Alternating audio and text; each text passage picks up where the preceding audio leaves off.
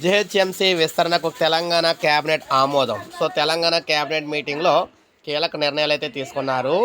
జీహెచ్ఎంసీని విస్తరించేందుకు తెలంగాణ కేబినెట్ ఆమోదం తెలిపింది. 27 మున్సిపాలిటీలను జీహెచ్ఎంసీలో విలీనం చేయాలని నిర్ణయించింది. ముఖ్యమంత్రి రేవంత్ రెడ్డి అధ్యక్షత సమావేశం మంత్రివర్గం సుమారు 4 గంటలకు పైగా వివిధ అంశాలపై చర్చించింది. రాష్ట్ర మంత్రివర్గం తీసుకున్న నిర్ణయాలను మనకి మీడియాకి అయితే వెల్లడించారు.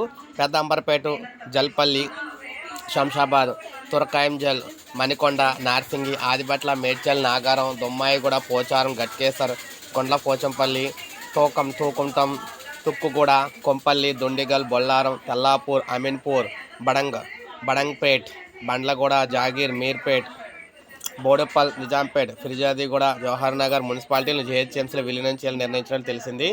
అంతేకాకుండా మరో డిస్కమ్ ఏర్పాటుకు కేబినెట్ ఆమోదం తెలిపిందనమాట. కొత్త డిస్కమ్ పరిధిలోకి లిఫ్ట్ ఇరిగేషన్ కనెక్షన్లు, హైదరాబాద్ మెట్రో వాటర్ సప్లై, వ్యవసాయ కనెక్షన్లు, మిషన్ భగీరథ కనెక్షన్లు వస్తాయన్నారు.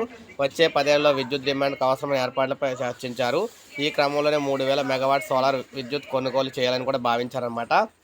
ఇక కేబినెట్ మరికొన్ని నిర్ణయాలు ఏంటంటే 2000 మెగావాట్ల పంప్డ్ స్టోరేజ్ విద్యుత్ కొనుగోలు, పంప్డ్ స్టోరేజ్ విద్యుత్ విభాగంలో పెట్టుబడుల ఆహ్వానం, కొత్త పరిశ్రమలకు సొంతంగా విద్యుత్ తయారీ చేసుకునే అనుమతి, ఎన్టీపీసీ ఆధ్వర్యంలో రామగుండంలో 800 మెగావాట్ల ప్లాంట్ల నిర్మాణం, పాల్వంచ, మక్తాల్లోనూ ప్లాంట్ల నిర్మాణ అవకాశాలకు పరిశీలన, హైదరాబాద్ 3 సర్కిల్గా విభజించి భూగర్భ కేబుల్ విద్యుత్ వ్యవస్థ ఏర్పాటు, భూగర్భ విద్యుత్ వ్యవస్థతో పాటు టీ ఫైబర్ కేబుల్ ఏర్పాటు, భద్రాద్రి జిల్లా దొమ్మాయిగూడెం మండలం ఇక్కడ పెద్ద నల్ల వెల్లిలో యంగ్ ఇండియా స్కూల్ ఏర్పాటుకు 20 ఎకరాల స్థలం కేటాయింపు, ములుగు జిల్లా జగ్గన్న పేటలో స్పోర్ట్స్ కాంప్లెక్స్కు 40 ఎకరాల కేటాయింపు, జూబ్లీహిల్స్తో పాటు రాష్ట్రంలో మరికొన్ని అడ్వాన్స్డ్ ట్రైనింగ్ ఇన్స్టిట్యూషన్లు ఏర్పాటు అనమాట.